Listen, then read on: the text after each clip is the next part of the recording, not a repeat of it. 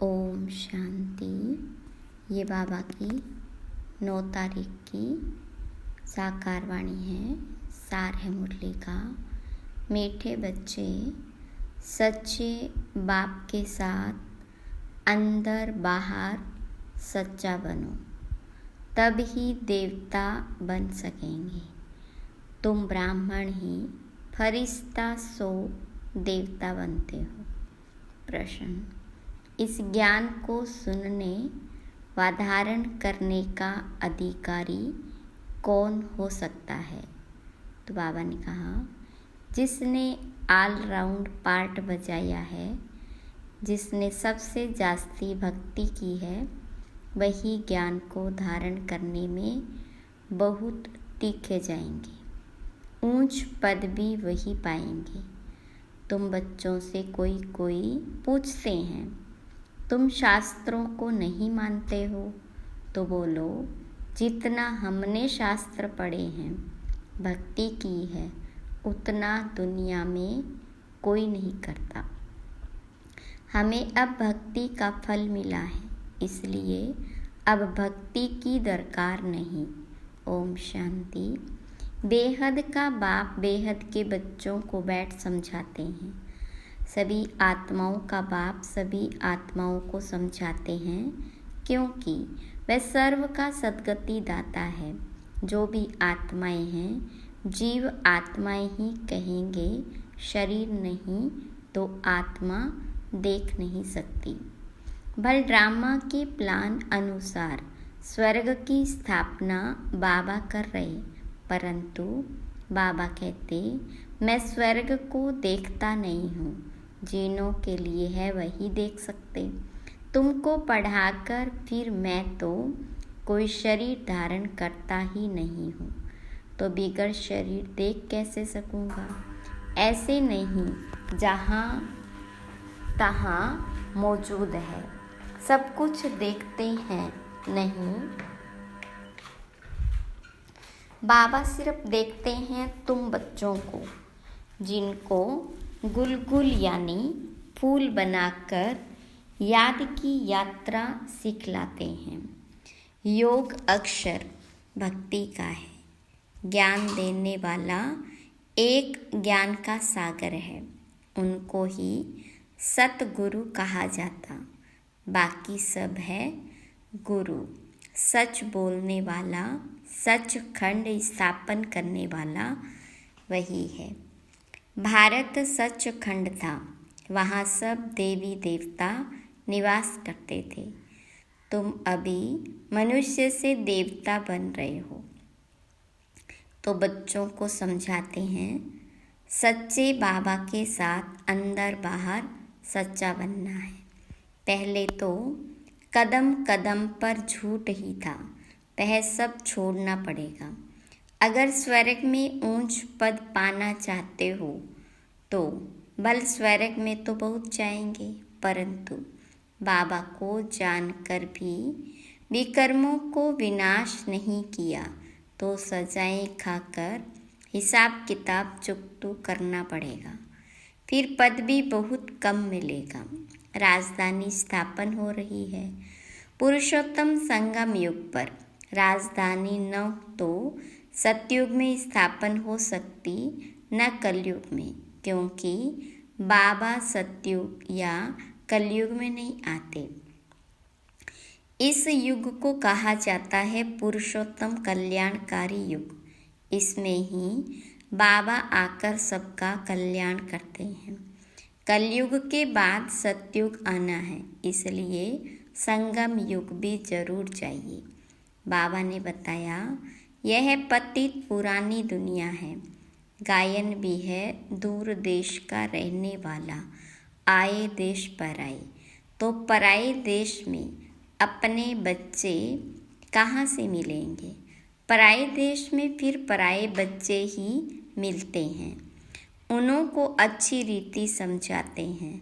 मैं किस में प्रवेश करता हूँ, अपना भी परिचय देते हैं, और जिसमें प्रवेश करता हूँ उनको भी समझाता हूँ कि यह तुम्हारा बहुत जन्मों के अंत का जन्म है। कितना क्लियर है। अभी तुम यहाँ पुरुषार्थी हो, संपूर्ण पवित्र नहीं। संपूर्ण पवित्र को फरिश्ता कहा जाता है। जो पवित्र नहीं उनको पतित ही कहेंगे। फरिश्ता बनने के बाद फिर देवता बनते हो। सूक्ष्म वतन में तुम संपूर्ण फरिश्ता देखते हो, उन्हों को फरिश्ता कहा जाता है। तो बाबा समझाते हैं, बच्चे एक अलफ को ही याद करना है। अलफ माना बाबा, उनको अल्लाह भी कहते हैं। बच्चे समझ गए हैं, बाबा से स्वर्ग का वर्षा मिलता है। स्वर्ग कैसे रचते हैं? याद की यात्रा और ज्ञान से। भक्ति में ज्ञान होता नहीं। ज्ञान सिर्फ एक ही बाबा देते, ब्राह्मणों को। ब्राह्मण चोटी है ना। अभी तुम ब्राह्मण हो, फिर बाजोली खेलेंगे। ब्राह्मण, देवता, क्षत्रिय, इसको कहा जाता विराट रूप। विराट रूप कोई ब्रह्मा विष्णु शंकर का नहीं कहेंगे। उसमें चोटी ब्राह्मण तो है नहीं। बाबा ब्रह्मा तन में आते हैं, यह तो कोई जानता नहीं। ब्राह्मण कुल ही सर्वोत्तम कुल है, जबकि बाबा आकर पढ़ाते हैं। बाबा शूद्रों को तो नहीं पढ़ाएंगे ना, ब्राह्मणों को ही पढ़ाते हैं। पढ़ाने में भी टाइम लगता है। राजधानी स्थापन होनी है। तुम ऊंच से ऊंच पुरुषोत्तम बनो। नई दुनिया कौन रचेगा? बाबा ही रचेगा। यह भूलो मत। माया तुमको भुलाती है, उनका तो धंधा ही यह है। ज्ञान में इतना इंटरफेयर नहीं करती, याद में ही करती है। आत्मा में बहुत किचड़ा भरा हुआ है, वह बाबा की याद बिगर साफ हो न सके। योग अक्षर से बच्चे बहुत मूंझते हैं, कहते हैं बाबा हमारा योग नहीं लगता। वास्तव में योग अक्षर उन हठ योगियों का है। सन्यासी कहते हैं ब्रह्मा से योग लगाना है। अब ब्रह्म तत्व तो बहुत बड़ा लंबा चौड़ा है। जैसे आकाश में स्टार्स देखने में आते हैं, वैसे वहाँ भी छोटे छोटे स्टार मिसल आत्माएं हैं। वह है आसमान से पार, जहाँ सूर्य चांद की रोशनी नहीं। तो देखो कितने छोटे छोटे रॉकेट तुम हो।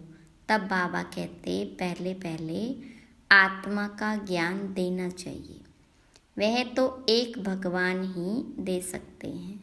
ऐसे नहीं सिर्फ भगवान को नहीं जानते, परंतु आत्मा को भी नहीं जानते। इतनी छोटी सी आत्मा में 84 के चक्र का अविनाशी पार्ट भरा हुआ है। इनको ही कुदरत कहा जाता है, और कुछ नहीं कह सकती। आत्मा 84 का चक्र लगाती ही रहती है। हर 5000 वर्ष बाद यह चक्र फिरता ही रहता है। यह ड्रामा में नूंद है। दुनिया अविनाशी है, कभी विनाश हो नहीं पाती। वो लोग दिखाते हैं बड़ी प्रलय होती है, फिर श्री कृष्ण अंगूठा चूसता हुआ पीपल के पत्ते पर आता है, परंतु ऐसे कोई होता थोड़े ही है। यह तो बेकायदे हैं। महाप्रलय कभी होती नहीं। एक धर्म की स्थापना और अनेक धर्मों का विनाश चलता ही रहता है। इस समय मुख्य 3 धर्म है। यह तो अस्पिशियल संगम युग है। पुरानी दुनिया और नई दुनिया में रात दिन का फर्क है। कल नई दुनिया थी, आज पुरानी है। कल की दुनिया में क्या था? यह तुम समझ सकते हो। जो जिस धर्म का है उस धर्म की ही स्थापना करते हैं।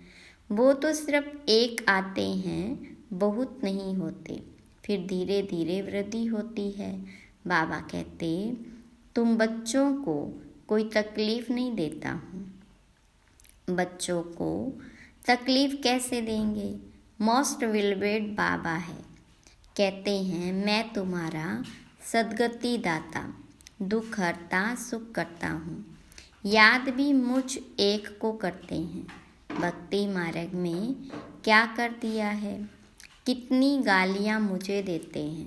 कहते हैं गॉड इज़ वन। सृष्टि का चक्र भी एक ही है। ऐसे नहीं आकाश में कोई दुनिया है, आकाश में स्टार्स है। मनुष्य तो समझते हैं एक एक स्टार में सृष्टि है, नीचे भी दुनिया है। यह सब है भक्ति मार्ग की बातें। ऊंच से ऊंच भगवान एक है, कहते भी हैं सारी सृष्टि की आत्माएं तुम्हारे में पिरोई हुई है। यह जैसे माला है, इनको बेहद की रुद्र माला भी कह सकते हैं। सूत्र में बांधी हुई है, गाते हैं परंतु समझते कुछ नहीं। बाबा आकर समझाते हैं, बच्चे मैं तुमको जरा भी तकलीफ नहीं देता हूँ। यह भी बताया है जिन्होंने पहले पहले भक्ति की है वही ज्ञान में तीखे जाएंगे। भक्ति जास्ती की है तो फल भी उनको जास्ती मिलना चाहिए। कहते हैं भक्ति का फल भगवान देते हैं, वह है ज्ञान का सागर, तो जरूर ज्ञान से ही फल देंगे। भक्ति के फल का किसको भी पता नहीं। भक्ति का फल है ज्ञान, जिससे स्वर्ग का वर्षा सुख मिलता है, तो फल देते हैं, अर्थात नरकवासी से स्वर्गवासी बनाते हैं। एक बाबा रावण का भी किसको पता नहीं। कहते भी हैं यह पुरानी दुनिया है, कब से पुरानी है वह हिसाब नहीं लगा सकते। बाबा है मनुष्य सृष्टि रूपी झाड़ का बीज रूप, सत्य है वह कभी विनाश नहीं होता। इनको उल्टा झाड़ कहते। बाबा ऊपर में है, आत्मा ही बाबा को ऊपर देख बुलाती है। शरीर तो नहीं बुला सकता, आत्मा तो एक शरीर से निकल दूसरे में चली जाती है। आत्मा न घटती न बढ़ती, न कभी मृत्यु को पाती है। यह खेल बना हुआ है, सारे खेल के आदि मध्य अंत का राज बाबा ने बताया है। आस्तिक भी बनाया है, यह भी बताया है कि इन लक्ष्मी नारायण में यह ज्ञान नहीं, वहाँ तो आस्तिक नास्तिक का पता ही नहीं रहता। इस समय बाबा ही अर्थ समझाते हैं। नास्तिक उनको कहा जाता जो न बाबा को, न रचना के आदि मध्य अंत को, न ड्यूरेशन को जानते हैं। इस समय तुम आस्तिक बने हो, वहाँ यह बातें ही नहीं, खेल है ना। जो बात एक सेकंड में होती वह फिर दूसरे सेकंड में नहीं होती। ड्रामा में टिक टिक होती रहती है, जो पास्ट हुआ चक्कर फिरता जाएगा। जैसे बाइस्कोप होता है, 2 घंटे या 3 घंटे बाद फिर वही बाइस्कोप हूबहू रिपीट होगा। मकान आदि तोड़ डालते फिर देखेंगे बना हुआ है, वही हूबहू रिपीट होता है। इसमें मूंझने की बात नहीं, मुख्य बात है आत्माओं का बाप परमात्मा है। आत्मा ही परमात्मा अलग रहे बहुकाल, सुंदर मेला कर दिया जब सतगुरु मिला दलाल। अलग होती है, यहाँ आती है पाठ बजाने। तुम पूरे 5000 वर्ष अलग रहे हो। तुम मीठे बच्चों को ऑलराउंड पार्ट मिला है, इसलिए तुमको ही समझाते हैं। ज्ञान के भी तुम अधिकारी हो। सबसे जास्ती भक्ति जिसने की है, ज्ञान में भी वह तीखे जाएंगे, पद भी ऊंच पाएंगे। पहले पहले एक शिव बाबा की भक्ति होती, फिर देवताओं की, फिर 5 तत्वों की भी भक्ति करते, व्यभिचारी बन जाते। अभी बेहद का बाप तुमको बेहद में ले जाते, वह फिर बेहद के भक्ति के अज्ञान में ले जाते। अब बाबा तुम बच्चों को समझाते हैं, अपने को आत्मा समझ, मुझ एक बाबा को याद करो। फिर भी यहाँ से बाहर जाने से माया भुला देती। जैसे गर्भ में पश्चाताप करते हैं, हम ऐसे नहीं करेंगे। बाहर आने से भूल जाते। यहाँ भी ऐसे हैं, बाहर जाने से ही भूल जाते। यह भूल और अभूल का खेल है। अभी तुम बाबा के एडॉप्टेड बच्चे बने हो। शिव बाबा है ना, वह है सब आत्माओं का बेहद का बाप। बाबा कितना दूर से आते, उनका घर है परम धाम। परम धाम से आएंगे तो जरूर बच्चों के लिए सौगात ले आएंगे। हथेली पर बहिश्त सौगात में ले आते। बाबा कहते, सेकंड में स्वर्ग की बादशाही लो। सिर्फ बाबा को जानो, सभी आत्माओं का बाबा तो है ना। कहते हैं मैं तुम्हारा बाप हूँ, मैं कैसे आता हूँ वह भी तुमको समझाता हूँ। मुझे रथ तो जरूर चाहिए। कौन सा रथ? कोई महात्मा का तो नहीं ले सकते। मनुष्य कहते हैं तुम ब्रह्मा को भगवान, ब्रह्मा को देवता कहते हो। अरे हम कहाँ कहते हैं, झाड़ के ऊपर एकदम अंत में खड़े हैं, जबकि झाड़ सारा तमो प्रधान है। ब्रह्मा भी वहाँ खड़ा है, तो बहुत जन्मों के अंत का जन्म हुआ ना। बाबा खुद कहते, मेरे बहुत जन्मों के अंत के जन्म में जब वानप्रस्थ अवस्था होती तब बाबा आए, जो आकर धंधा आदि छुड़ाया। 60 वर्ष के बाद मनुष्य भक्ति करते हैं भगवान से मिलने के लिए। बाबा कहते तुम सब मनुष्य मत पर थे, अभी बाबा तुम्हें श्रीमत दे रहे। शास्त्र लिखने वाले भी मनुष्य हैं। देवताएं तो लिखते नहीं न पढ़ते। सतयुग में शास्त्र होते ही नहीं, भक्ति ही नहीं। शास्त्रों में सब कर्मकांड लिखा हुआ है, यहाँ वह बात है नहीं। तुम देखते हो बाबा ज्ञान देते हैं। भक्ति मार्ग में तो हमने शास्त्र बहुत पढ़े हैं। कोई पूछे तुम वेदों शास्त्रों आदि को नहीं मानते हो? बोलो, जो भी मनुष्य मात्र है उनसे ज़्यादा हम मानते हैं। शुरू से लेकर अव्यभिचारी भक्ति हमने शुरू की, अभी हमको ज्ञान मिला है। ज्ञान से सद्गति होती है, फिर हम भक्ति को क्या करेंगे? बाबा कहते बच्चे, hear no evil, see no evil. तो बाबा कितना सिंपल रीति समझाते हैं। मीठे मीठे बच्चे, अपने को आत्मा निश्चय करो। मैं आत्मा हूँ। वह कह देते अल्लाह हूँ। तुमको शिक्षा मिलती है, मैं आत्मा हूँ, बाबा का बच्चा हूँ। यही माया घड़ी घड़ी भुलाती है। दे अभिमानी होने से ही उल्टा काम होता है। अब बाबा कहते बच्चे, बाबा को भूलो मत, टाइम वेस्ट मत करो। अच्छा, मीठे मीठे सिकिल दे बच्चों प्रति माता पिता बाप दादा का याद प्यार और गुड मॉर्निंग। रूहानी बाप की रूहानी बच्चों को नमस्ते।